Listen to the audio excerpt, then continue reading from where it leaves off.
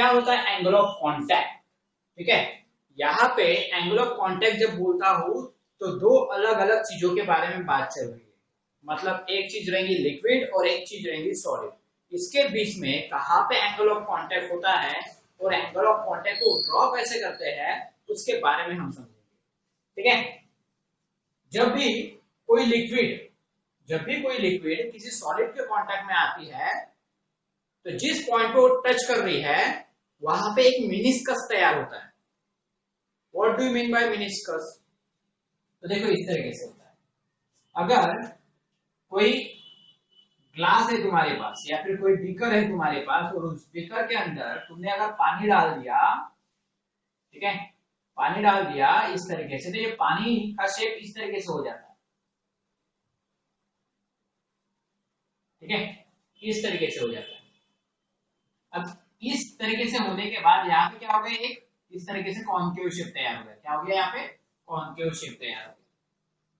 ये क्यों होता है? ये होता है कैपिलरी एक्शन के वजह से। आगे चल के हमारे पास टॉपिक ही है कैपिलरी एक्शन, हम आगे चल के समझेंगे। कैपिलरी एक्शन का मतलब मैं शॉर्टकट में समझा देता हूँ। कैपिलरी एक्शन का मतलब होता है कि राइज ऑफ लिक्विड। जहां पे लिक्विड किसी सॉलिड के कांटेक्ट में जब आती है तो वहां पे एडहेसिव फोर्स के वजह से लिक्विड ऊपर राइज होता है। That is called the capillary action. ठीक है, तो उसको आगे चल के हम पूरे डिटेल में जानेंगे। फिलहाल के लिए इतना ही समझ लो कि एडहेसिव फोर्स के वजह से लिक्विड राइज होता है। ठीक है, सभी प्रकार के लिक्विड राइज नहीं होते। ठीक है, वो डिपेंड करता है कौन सा फोर्स लग रहा है, एडहेसिव फोर्स लग रहा है या कोहेसिव फोर्स लग रहा है। The capillary action is depending on this force. Capillary action is depending on this force, adhesive force or cohesive force, right? तो यहाँ पे मैंने वाटर लिया है और वाटर और एक ग्लास है ना, कांच का ग्लास या फिर जो भी बीकर है कांच का। ठीक है, तो इसके कांटेक्ट में जब ये वाटर आया तो यहाँ पे जो वाटर क्या हो गया, साइड साइड से थोड़ा सा राइज हो जाता है, हल्का हल्का सा थोड़ा सा राइज हो जाता है। यहाँ पे थोड़ा ज्यादा दिखाया मैंने क्योंकि थोड़ा थोड़ा दिखाऊंगा तो क्लियर नहीं नजर आएगा ना, इसलिए मैंने थोड़ा ज्यादा दिखा दिया। और ज्यादा दिखा देता हूँ।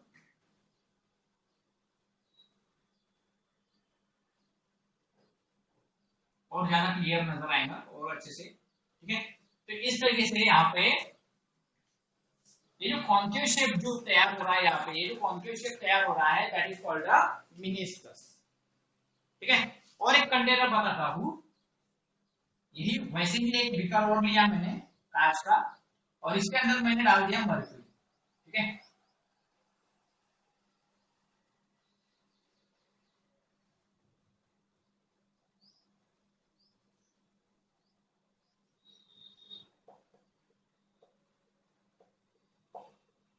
तुमको पता है मर्क्यूरी के अंदर क्या होता है? मर्क्यूरी के जो मॉलिक्यूल होते हैं ये आपस में कोहेसिव फोर्स बहुत ही ज्यादा स्ट्रांग लगाते हैं। वो किसी और दूसरे मॉलिक्यूल के साथ चिपकते ही नहीं है, वहां पे अट्रैक्शन ही नहीं होता किसी और मॉलिक्यूल के साथ। वो आपस में ही चिपके हुए रहते हैं स्ट्रांग तरीके से। तो वहां पे कोहेसिव फोर्स बहुत ज्यादा होता है, किसी दूसरे मॉलिक्यूल के साथ उनका कोई अट्रैक्शन नहीं होता, मतलब वहां पे एडहेसिव फोर्स ना के बराबर होता है। तो यह है मर्क्यूरी। तो ये जो मर्क्यूरी है इसका कोहेसिव फोर्स मैक्सिमम होता है, जिसके वजह से ये सॉलिड के साथ, सॉलिड के मॉलिक्यूल के साथ नहीं चिपकते। इसलिए यहाँ पे जो है वो कॉन्वेक्स कॉन्वेक्स टाइप का मिनिस्कस तैयार होता है। ठीक है, यहाँ पे कौन से टाइप का मिनिस्कस तैयार हुआ? कॉन्केव। ठीक है, मिनिस्कस। और यहाँ पे कौन से टाइप का तैयार हुआ? Convex meniscus. ओके, तो that is called a meniscus. Okay, इस तरीके से कॉन्केव कॉन्वेक्स जो शेप तैयार होता है सॉलिड के साथ लिक्विड का जब कांटेक्ट होता है तब, तो उसे कहते हैं मेनिस्कस। ये बात ध्यान में रखना। ठीक है, अब इसके आगे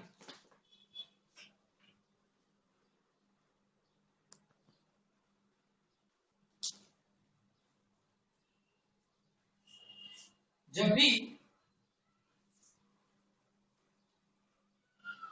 किसी,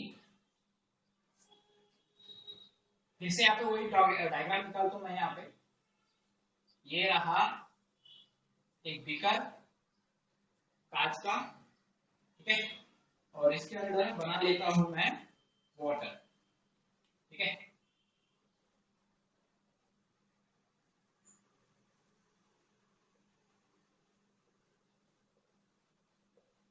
इसके अंदर है वाटर, ठीक है, और ये वाटर थोड़ा सा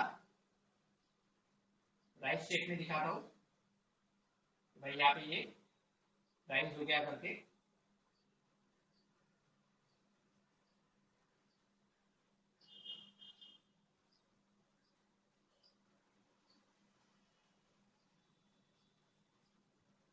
ओके।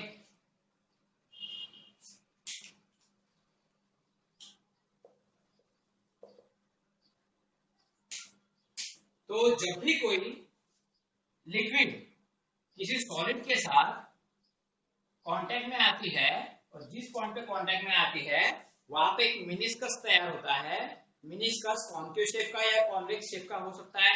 कॉन्केव मिनिस्कस है तो इसका मतलब समझ जाना कि वाटर और ग्लास या फिर केरोसिन और ग्लास बराबर है, इस प्रकार के हम ले सकते हैं।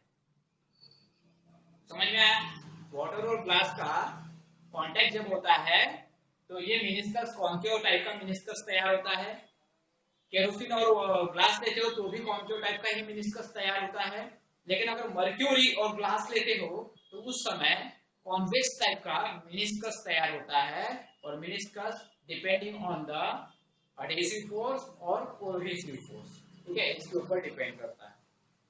चलिए आगे देखते हैं कि भाई यहाँ पे एक मॉलिक्यूल कंसीडर करो। ये जो फ्री सरफेस है लिक्विड का फ्री सरफेस कांटेक्ट में आ रहा है किसके साथ? सॉलिड के साथ, और जिस पॉइंट पे कांटेक्ट में आ रहा है वहां पे एक मॉलिक्यूल कंसीडर करना पड़ेगा जो सॉलिड के साथ कांटेक्ट में है। तो यहाँ पे मैंने एक मॉलिक्यूल कंसीडर कर लिया, थोड़ा सा बड़ा दिखा देता हूँ, ठीक है। ये मॉलिक्यूल मान लो यहाँ पे मॉलिक्यूल बहुत छोटा होता है, दिखाई नहीं देता, लेकिन मैं यहाँ पे शो कर रहा हूँ तो ऑब्वियसली थोड़ा सा बड़ा निकालना पड़ेगा।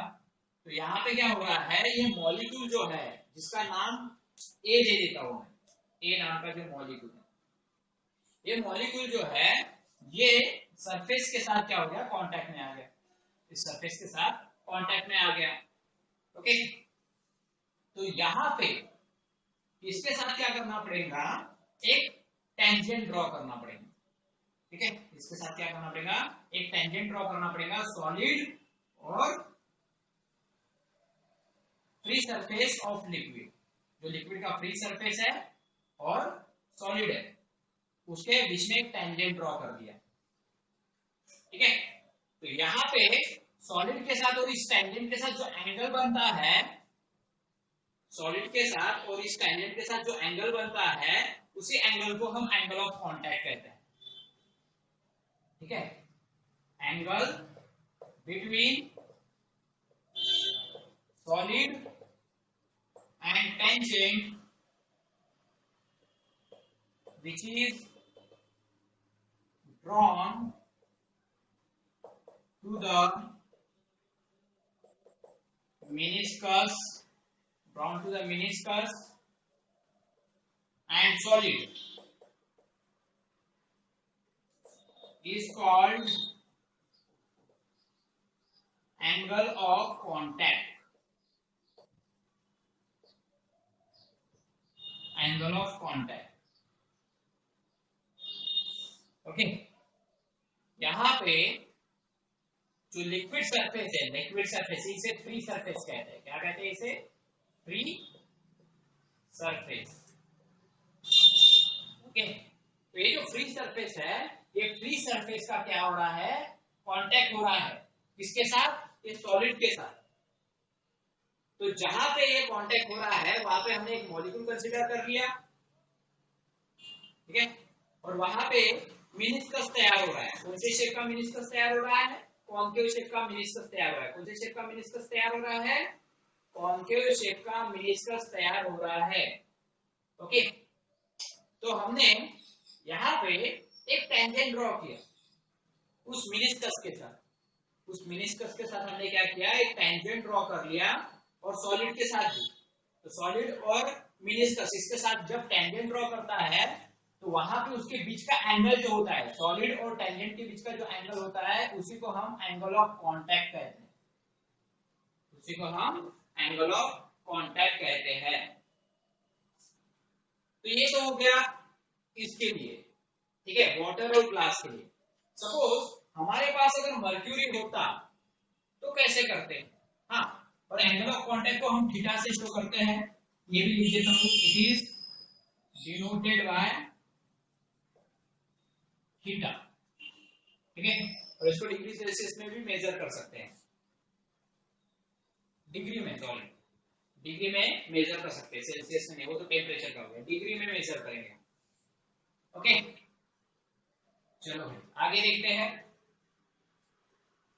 मान लो हमारे पास और एक कंटेनर है, क्या बोलते हैं इसको, बीकर, ठीक है, और इसके अंदर हमने डाल दिया मर्क्यूरी, इसके अंदर हमने डाल दिया मर्क्यूरी,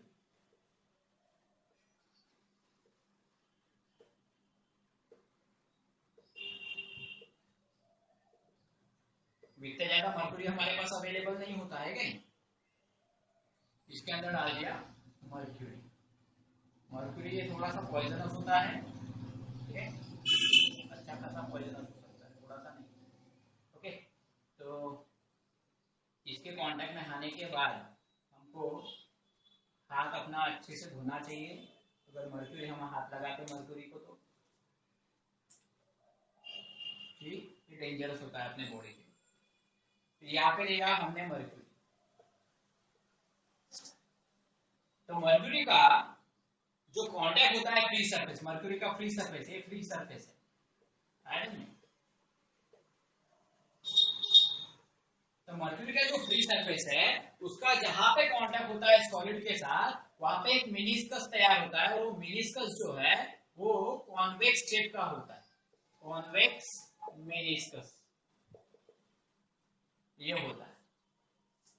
ओके, तो यहाँ पे एक मॉलिक्यूल कंसीडर करना पड़ेगा, है ना, तो यहाँ पे एक मर्क्यूरी का मॉलिक्यूल कंसीडर कर लेता हूँ भाई, ये मॉलिक्यूल कंसीडर कर लिया मर्क्यूरी का, मैंने थोड़ा बड़ा कर देता हूँ, दिखना चाहिए, ठीक है, अब यहाँ पे मैंने एक मॉलिक्यूल कंसीडर कर लिया, ये जहाँ पे सॉलिड के साथ कांटेक्ट में है, तो यहाँ पे इस मिनिस्कस के साथ, मॉलिक्यूल से इस मिनिस्कस के साथ एक टेंजेंट ड्रॉ करेंगे, सॉलिड और मिनिस्कस का टेंजेंट, आइडिया में, तो यहाँ पे एक एंगल ड्रॉ करेंगे, कहां से कहां तक, सॉलिड से उस टेंजेंट तक का जो एंगल रहेगा वही तुम्हारा एंगल ऑफ कांटेक्ट रहेगा, वही तुम्हारा एंगल ऑफ कांटेक्ट रहेगा, ठीक है, तो सेंटेंस वही रहेगा, angle between the solid and tangent, angle between the solid and liquid चाहिए था,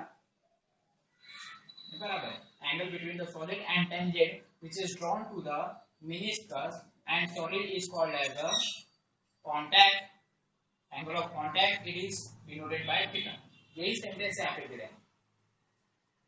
तुमने एक चीज यहाँ पे ऑब्जर्व की क्या, कि जब यहाँ पे कॉन्केव मेनिस्कस तैयार होता है तो जो टेंजेंट होता है, टेंजेंट इनसाइड द लिक्विड होता है, बराबर, अंडर द लिक्विड होता है, लेकिन जब कॉन्वेक्स मेनिस्कस तैयार होता है किसी सॉलिड के साथ लिक्विड का, तो उस समय जो टेंजेंट ड्रॉ करते हैं वो tangent out of the liquid होता है, लिक्विड के बाहर होता है, तो यहाँ पे दोनों केस में क्या सिचुएशन है, यहाँ पे जो एंगल तैयार हुआ है वो एक्यूट एंगल तैयार होता है, एक्यूट एंगल तैयार होता है, और यहाँ पे जो एंगल तैयार होता है इस एंगल को हम ऑब्ट्यूस एंगल कहेंगे, ऑब्ट्यूस एंगल तैयार होता है,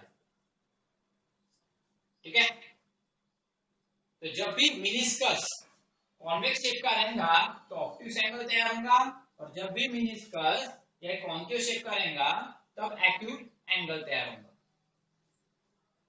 ठीक है, अब ये मिनिस्कस जो डिपेंड करता है कॉन्वेक्स मिनिस्कस या फिर concave meniscus is depending on adhesive force और cohesive force of the liquid. ठीक है? In water and glass, in case of water and glass, liquid rise and form convex meniscus. It means that there is a adhesive force is maximum, cohesive force is minimum, and adhesive force is maximum. That's why liquid rise with the surface of solid, right?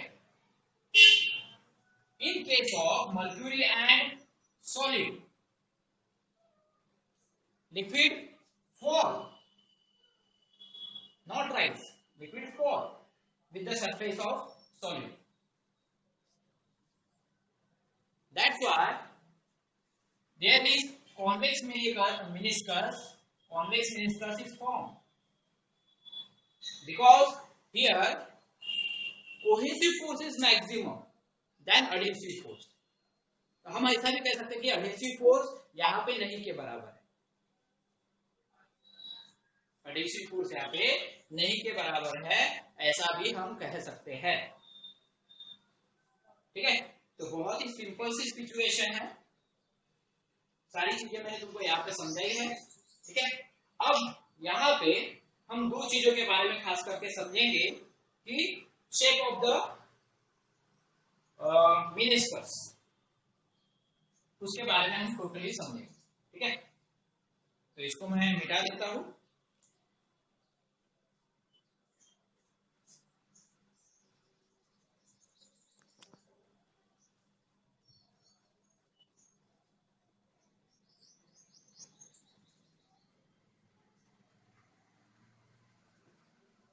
अब shape of meniscus के बारे में हम देखेंगे। ठीक है,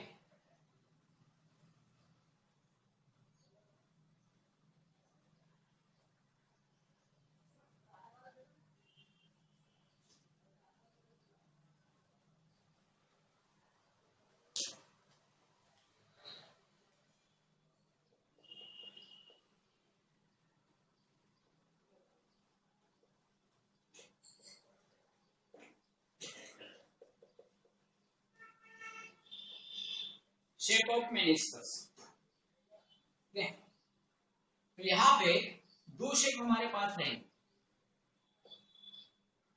एक concave shape,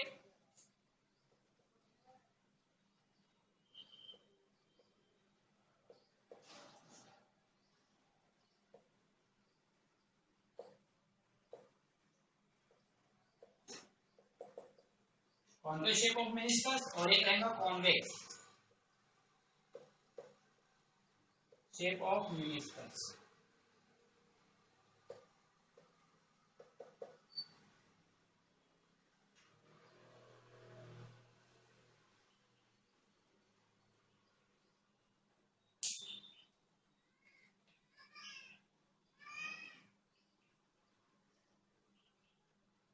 okay, meniscus. अब यहां पे दोनों के बारे में हमको समझना है। मान लो कि मेरे पास सॉलिड है, यह है सॉलिड, और यहां पे है लिक्विड।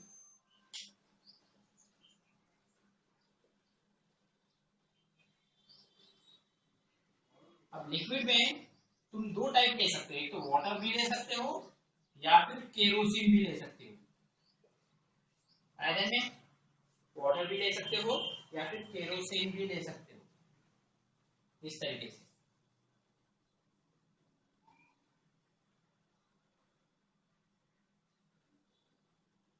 यहाँ पे क्या हो रहा है, यहाँ पे लिक्विड राइज हो रहा है ना।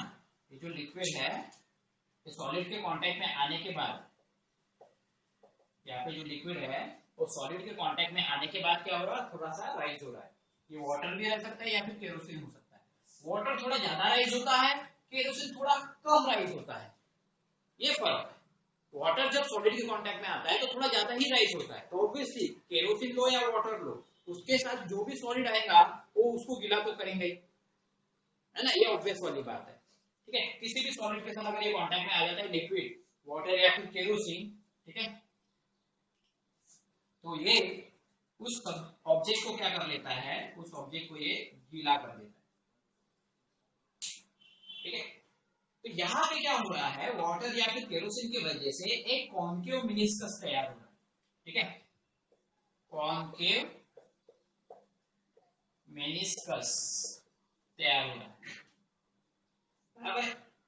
तो यहाँ पे जहां पे ये तैयार हो रहा है, टच हो रहा है, वहां पे एक मॉलिक्यूल कंसीडर कर लो। ठीक है, कंसीडर कर लिया, इसका नाम है ए। ठीक है, इसका नाम है सपोज ए, और इसका क्या करना है तुमको, इसका स्फीयर ऑफ इंफ्लुएंस ड्रॉ करना है। इसका क्या करना है, स्फीयर ऑफ इंफ्लुएंस ड्रॉ करना है।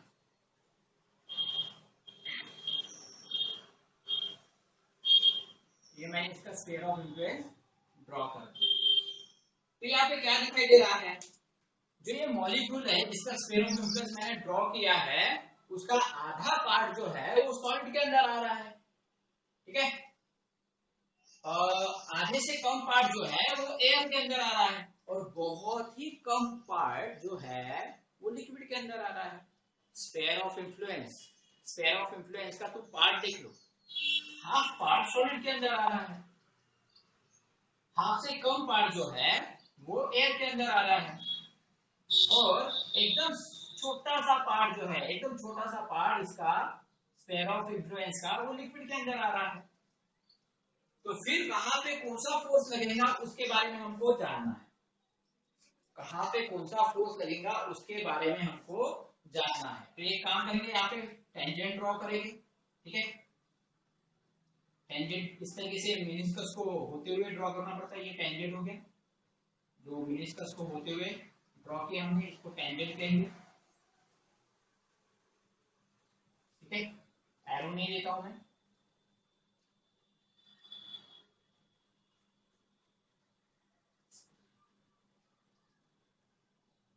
ये हो गया तुम्हारा टेंजेंट, क्या हो गया ये, टेंजेंट। ओके, अब एंगल ऑफ कांटेक्ट निकालना है क्या, सॉलिड और लिक्विड के बीच में जो एंगल रहेगा that is called sorry, solid और टेंजेंट के बीच में जो एंगल रहेगा that is called angle of contact, that is called angle of contact. इस तरीके से ना, अब मुझे बताओ कि यहाँ पे कौन सा फोर्स मैक्सिमम लगेगा, कौन सा फोर्स, कोहेसिव फोर्स मैक्सिमम है कि एडहेसिव फोर्स मैक्सिमम है, ये तुमको पता रहना चाहिए। ठीक है, अब यहाँ पे देखो लिक्विड राइज हो रहा है, सॉलिड के कांटेक्ट में आने के बाद लिक्विड राइज हो रहा है। अभी जब लिक्विड राइज हो रहा है मतलब यहाँ पे एडहेसिव फोर्स ज्यादा लगेगा ना, लिक्विड राइज हो रहा है मतलब क्या हो रहा है, एडहेसिव फोर्स इज मैक्सिमम। यहाँ पे एडहेसिव फोर्स जो रहेगा वो मैक्सिमम रहेगा।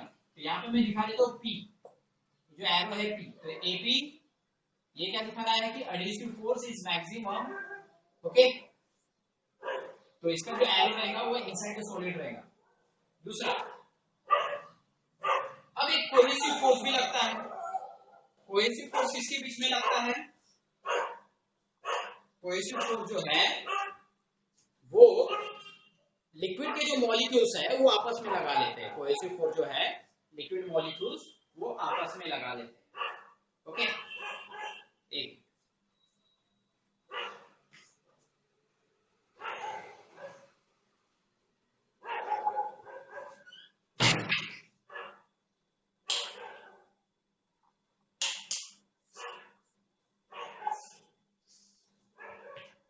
तो यहाँ पे लिक्विड मॉलिक्यूल जो है वो कोहेसिव फोर्स आपस में लगा लेते हैं। तो कोहेसिव फोर्स कहाँ पे रहेगा इसका, तुम कोहेसिव फोर्स को अंदर में दिखा सकते हो। ठीक है, ये कोहेसिव फोर्स है, सी मतलब कोहेसिव फोर्स। ठीक है, और यहाँ पे हमने मॉलिक्यूल को ए नाम दिया था, इसलिए एडहेसिव फोर्स को ए नाम नहीं दे सकते, लेकिन मैंने पी नाम दे दिया। तो पी मतलब एडहेसिव फोर्स और सी मतलब cohesive force. Cohesive force inside the liquid लगेगा, adhesive force toward the solid लगेगा, क्योंकि सॉलिड और लिक्विड के बीच में ही एडहेसिव फोर्स लगता है, क्योंकि सॉलिड के मॉलिक्यूल और लिक्विड के मॉलिक्यूल एक दूसरे को अट्रैक्ट कर रहे हैं, जिसकी वजह से लिक्विड राइज हो रहा है। ठीक है, तो यहाँ पे adhesive force inside the solid दिखाया और कोहेसिव फोर्स जो पानी के मॉलिक्यूल्स है उसको आपस में खींचेंगे, इसलिए कोहेसिव फोर्स को मैंने इनसाइड द लिक्विड दिखाया। अब यहाँ पे कौन सा फोर्स ज्यादा है वो डिपेंड करता है। तुमने टग ऑफ वॉर देखा है, जिस टीम में ज्यादा मेंबर है उस टीम के यानी वो टीम जीत जाएगी, यानी रिजल्ट इनके फेवर में आएगा। समझ में आया? वैसे ही यहाँ पे जिसका फोर्स ज्यादा लग रहा है, एडहेसिव फोर्स मैक्सिमम है तो रिजल्ट उसके फेवर में आएगा, और कोहेसिव फोर्स ज्यादा है तो रिजल्ट उसके फेवर में आएगा। तो क्या होगा यहाँ पे? सिंपल सी बात है कि एडहेसिव फोर्स मैक्सिमम है, इसलिए यहाँ पे जो रिजल्ट रहेगा, ठीक है, that is the resultant force AR। ठीक है, ये रिजल्टेंट फोर्स है, यानी इसे नेट फोर्स भी कह सकते हैं, रिजल्टेंट फोर्स या फिर इसे नेट फोर्स भी कह सकते हैं। नेट फोर्स जो है इसका वो टुवर्ड द सॉलिड रहेगा, बराबर है। क्यों? क्योंकि आपका एडहेसिव फोर्स मैक्सिमम है, एडहेसिव फोर्स मैक्सिमम होने की वजह से जो रिजल्ट रहेगा वो टुवर्ड द सॉलिड रहेगा। और एक बात ध्यान में रखना कि यहाँ पे जो लिक्विड जो टेंजेंट है और जो रिजल्टेंट फोर्स है ये हमेशा परपेंडिकुलर होना चाहिए। टेंजेंट और रिजल्टेंट फोर्स जो है, टेंजेंट और रिजल्टेंट फोर्स ये हमेशा परपेंडिकुलर होता है, ये हमेशा परपेंडिकुलर होता है, ये भी तुमको पता रहना चाहिए। 90 डिग्री का एंगल बनता है इसके बीच। इसके बाद और भी एक चीज है भाई, अगर कोई स्टिल वाटर है, इक्विलिब्रियम स्टेट में है, ठहरा हुआ पानी है, ठीक है, तो उस समय जो फ्री सरफेस होता है वो फ्री सरफेस के साथ ये जो रिजल्टेंट फोर्स होता है वो परपेंडिकुलर होता है, नॉर्मल होता है। जैसे कि एग्जांपल के तौर पे मैं यहाँ पे बता देता हूं कि अगर हमारे पास कोई सॉलिड है,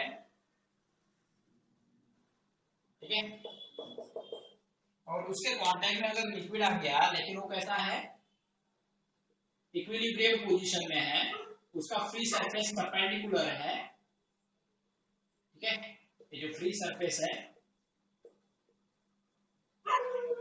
ये परपेंडिकुलर है, तो यहाँ पे रिजल्टेंट फोर्स कैसा रहेगा, रिजल्टेंट फोर्स जो रहेगा वो रिजल्टेंट फोर्स नॉर्मल रहेगा। यहाँ पे रिजल्टेंट फोर्स कैसा रहेगा, नॉर्मल रहेगा। सपोज यहाँ पे A है, यहाँ पे R, तो resultant force is normal to the free surface of liquid, बराबर है। और यहाँ पे टेंजेंट के साथ वो क्या रहेगा, 90 डिग्री। टेंजेंट भी तो ऐसा ही बनेगा फिर, क्योंकि यहाँ पे मेनिस्कस तैयार नहीं हो रहा, तो टेंजेंट इधर के साइड में रहेगा ऑन द फ्री सरफेस, तो यहाँ पे ये 90 डिग्री का एंगल यहाँ पे भी बनाता है। तो ये भी बात ध्यान में रखो, ठीक है, ये भी बात ध्यान में रखो।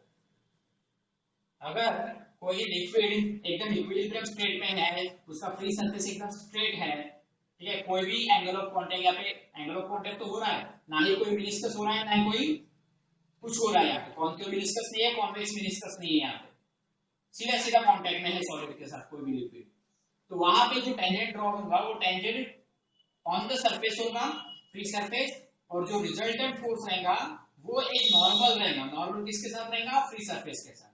तो टेंजेंट और रिजल्टेंट फोर्स के बीच में 90 का एंगल बनता है, तो इस तरीके से बनेगा, ठीक है। अगर लिक्विड यहाँ पे इक्विलिब्रियम स्टेट में है तो, है ना, तो यहाँ पे क्या हो जाएगा, liquid is in static state, या स्टैटिक बोलो या फिर इक्विलिब्रियम बोलो, इक्विलिब्रियम स्टेट, ओके। ये था कॉन्केव मेनिस्कस के। ऐसा ही कॉन्वेक्स के लिए भी रहेगा, ठीक है। कॉन्वेक्स के लिए कैसे रहेगा भाई, कॉन्वेक्स के लिए बता देता हूं मैं, इसे जीरो एंगल ऑफ कांटेक्ट भी कहते हैं, ये बात ध्यान में रखना, आगे चल के आपको देखना है।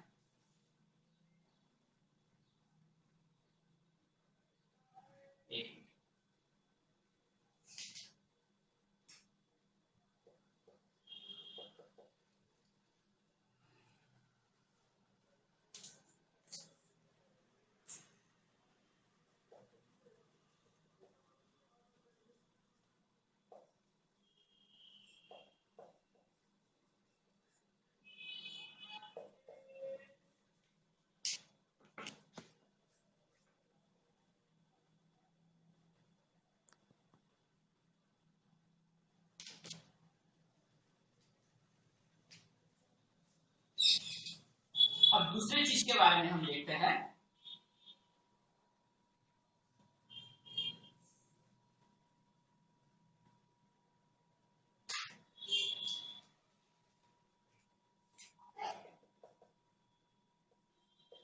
कॉन्वेक्स शेप ऑफ मेनिस्कस, इसके बारे में देखेंगे। मान लो हमारे पास कोई सॉलिड है,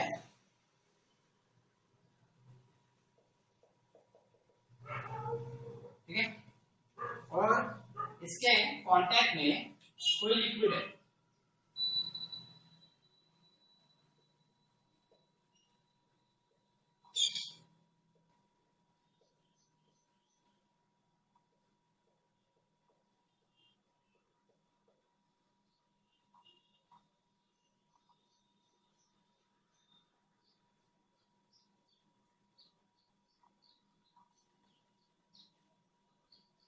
इस तरीके से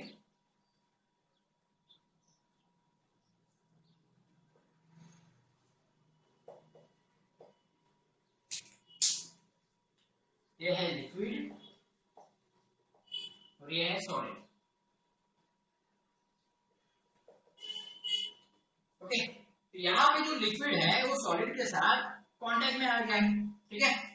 अब जिस पॉइंट पे कांटेक्ट में आ गया वहां पे मैं क्या कर लेता हूँ, एक मॉलिक्यूल कंसीडर कर लेता हूँ, ठीक है। उस मॉलिक्यूल को नाम दे दिया मैंने ए, इस मॉलिक्यूल को नाम दे दिया मैंने ए मॉलिक्यूल, और इसका एक स्फीयर ऑफ इन्फ्लुएंस ड्रॉ कर लेता हूँ, थोड़ा ब्लैक में कर लेता हूँ। यहाँ पे ये है इसका स्फीयर ऑफ इन्फ्लुएंस, ये है इसका स्फीयर ऑफ इन्फ्लुएंस मान। तो यहाँ पे अभी भी तुम देखोगे कि इसका कौन सा पोर्शन कहां पे आ रहा है, ठीक है।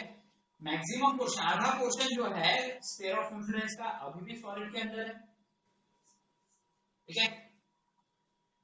और एकदम छोटा सा जो पार्ट है, छोटा सा पार्ट, एकदम छोटा सा पार्ट जो है वो एयर में आ रहा है, ठीक है, ये एयर के कांटेक्ट में आ रहा है। और यहाँ पे ये जो पार्ट है, ठीक है, इतना पार्ट थोड़ा सा आधे से कम है लेकिन ठीक है, तो इतना जो पार्ट है वो पार्ट इसके अंदर आ रहा है, लिक्विड के अंदर। तो यहाँ पे दो अलग अलग फोर्स लग रहा है, एक एडहेसिव फोर्स और एक कोहेसिव फोर्स। कौन सा फोर्स ज्यादा है वो देखना पड़ेगा, ठीक है। तो यहाँ पे एडहेसिव फोर्स इस तरीके से लिखा था, दैट इज द पी, बराबर है। और यहाँ पे जो टेंजेंट ड्रॉ होगा इस तरीके से टेंजेंट ड्रॉ होगा, देखो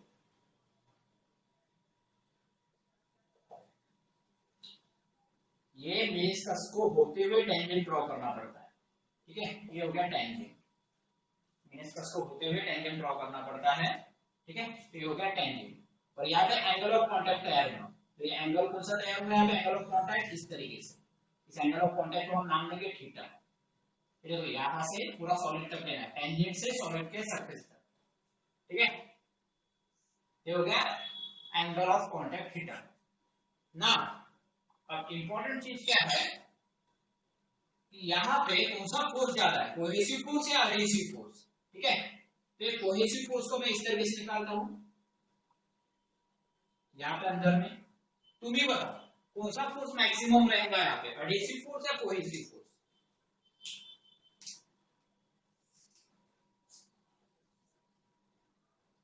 क्योंकि यहाँ पे कॉन्वेक्स शेप ऑफ मेनिस्कस तैयार हो रहा है, तो इसका मतलब यहाँ पे कोहेसिव फोर्स मैक्सिमम रहेगा, ठीक है।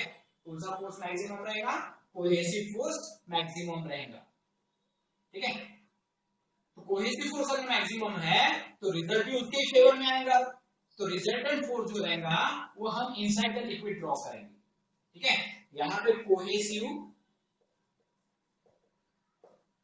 फोर्स ये ज्यादा रहेगा, मैक्सिमम रहेगा देन एडहेसिव फोर्स, ठीक है, एडहेसिव फोर्स। तो यहाँ पे जो रिजल्ट रहेगा उसी के फेवर में रहेगा, इससे मैं रिजल्ट इधर ड्रॉ कर लेता हूं। तो ए आर क्या हो गया, ए आर जो है वो रिजल्टेंट फोर्स कहेंगे उसे,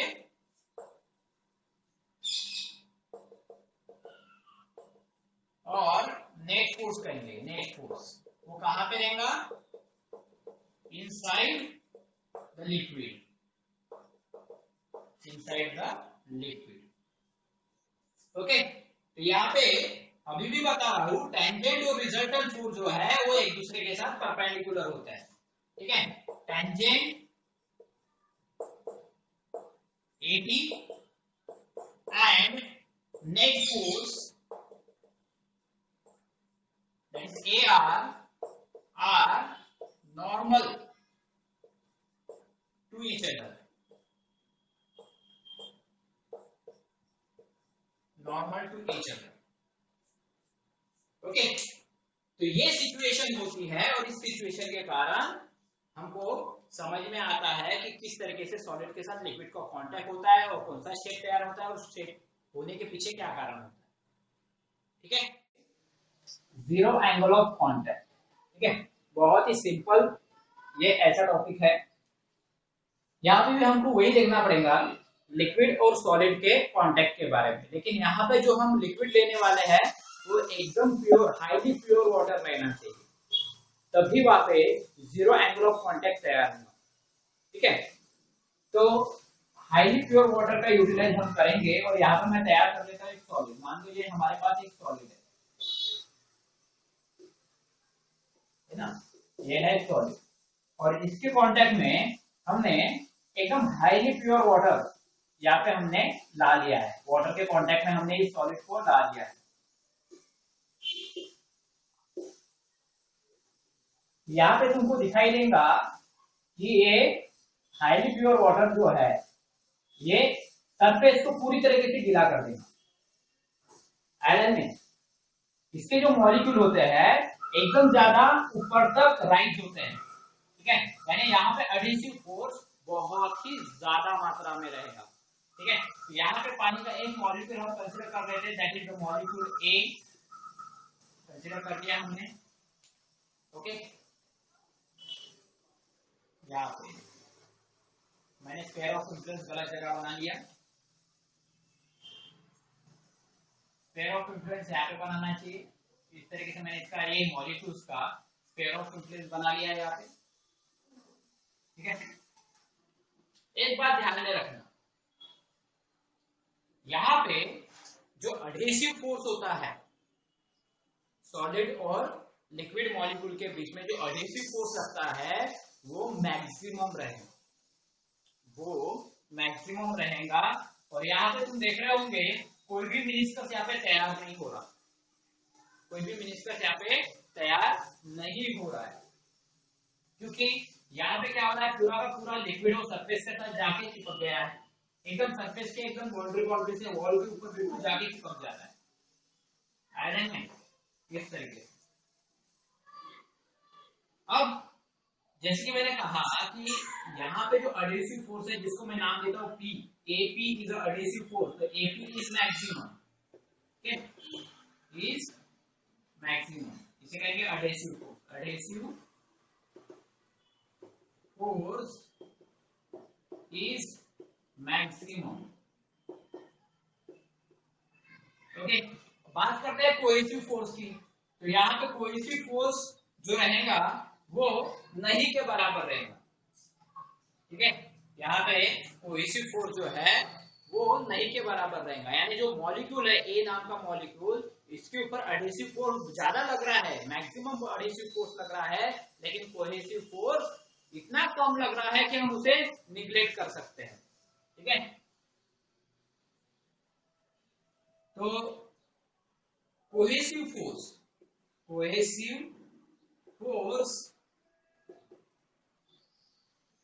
is very less,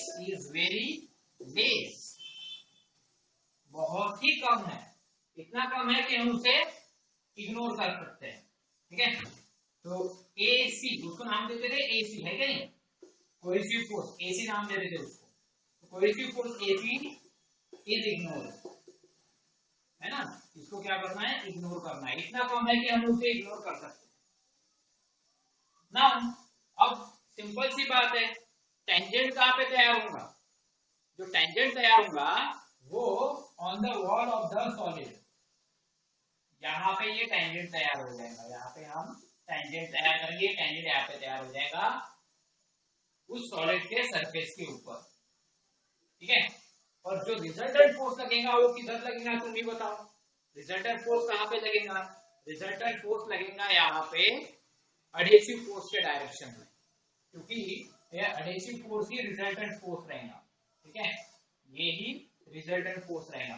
तो AR is what, AR is resultant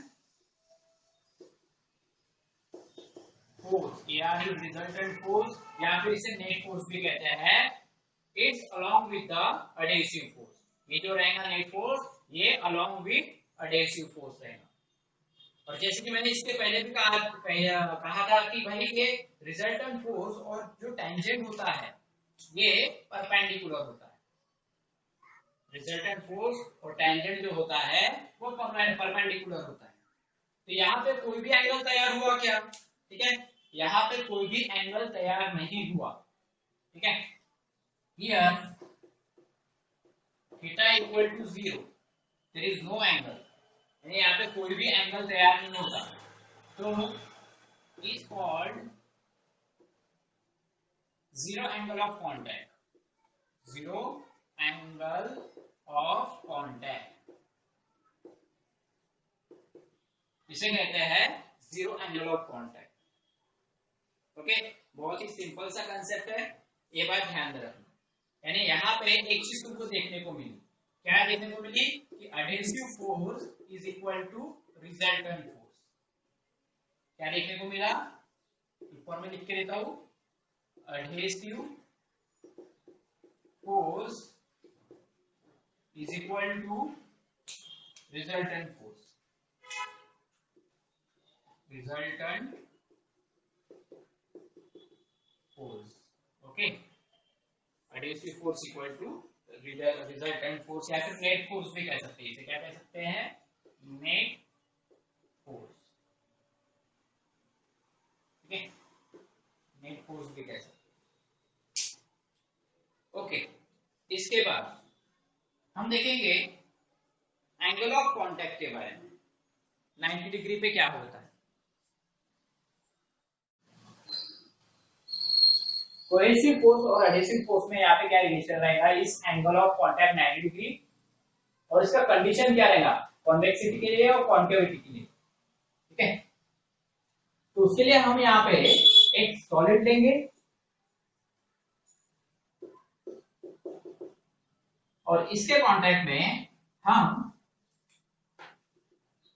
liquid रखेंगे,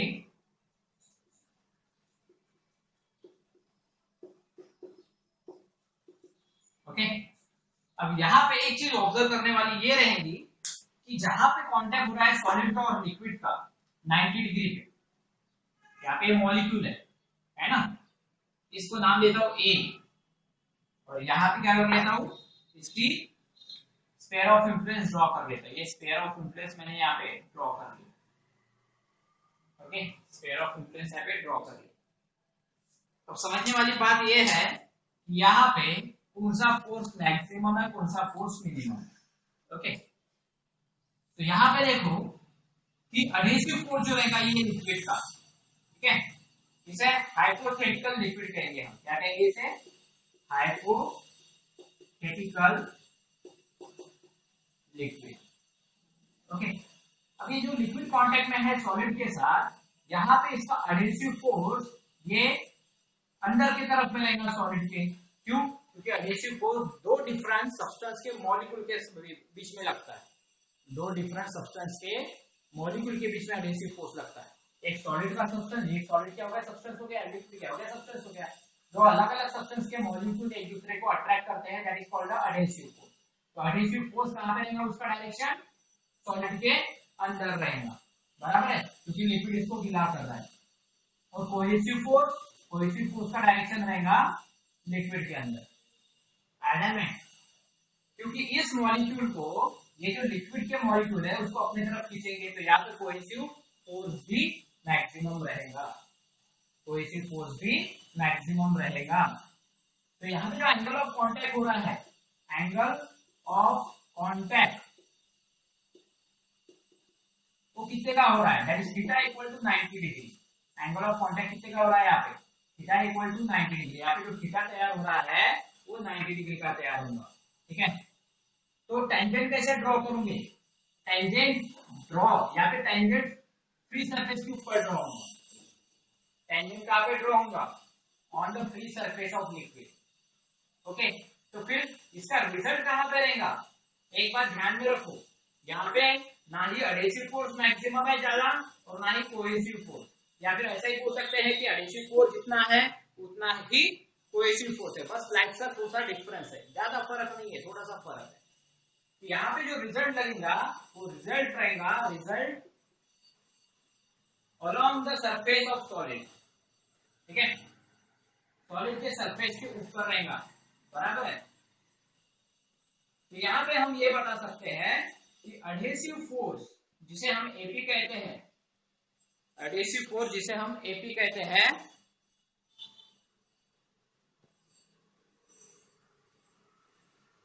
is equal to, adhesive force जिसे हम एपी कहते हैं वो कोहेसिव फोर्स के रूट टाइम्स रहेगा, 1/√2 टाइम्स रहेगा, ऐसा बोल सकते हैं। आयरन में एडहेसिव फोर्स ये कोहेसिव फोर्स के 1/√2 टाइम्स रहेगा। इसको ऐसा भी लिख सकते हैं 1/√2 इंटू AC,